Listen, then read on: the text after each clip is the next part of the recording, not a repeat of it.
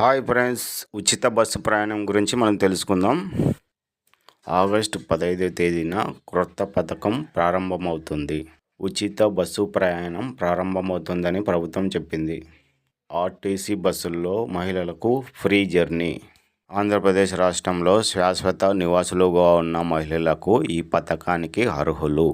రాష్ట్రంలోని పురుషులు ఈ పథకానికి పొందేందుకు అర్హులు కాదు. రాష్ట్రం ఆర్థిక పరిస్థితుల్లో ఉన్న మహిళలకు ఈ పథకం ద్వారా లబ్ధి చేకూరుతుంది. దరఖాస్తు చేసుకున్న మహిళా కుటుంబ సభ్యులు ఎవరు ప్రభుత్వ ఉద్యోగి లేదా ఆదాయ పన్ను చెల్లించేవారు కాకూడదు.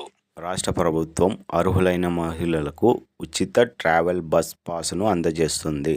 రాష్ట్రంలోని మహిళలు ఉచిత బస్సు ప్రయాణం పొందడం ద్వారా డబ్బు ఆదా అవుతుంది. రాష్ట్రంలోని పేద మహిళల జీవన ప్రమాణాలు మెరుగుపడతాయి. రాష్ట్రంలోని మహిళలు రాష్ట్రంలో ఎక్కడికైనా వెళ్లేందుకు రవాణా రుసుము చెల్లించాల్సిన అవసరం లేదు.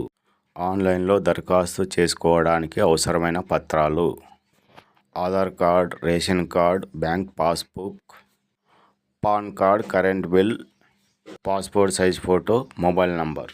ఉచిత బస్సు ప్రయాణం గురించి ఏ చిన్న అప్డేట్ వచ్చినా మీకు తెలియజేస్తాను.